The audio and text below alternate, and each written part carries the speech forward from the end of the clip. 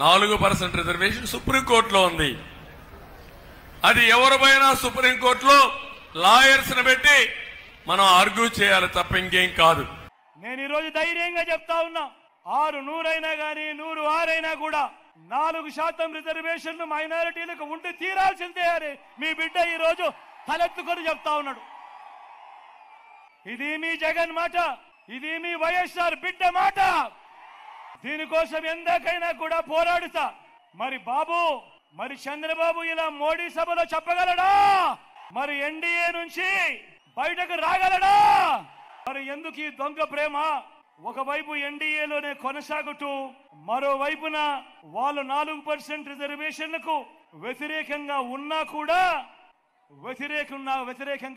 కూడా వాళ్ళతోనే జతకట్టి ఎందుకు ఎన్డీఏలో ఉన్నావు అని అడుగుతా ఉన్నాడు మీ బిడ్డ.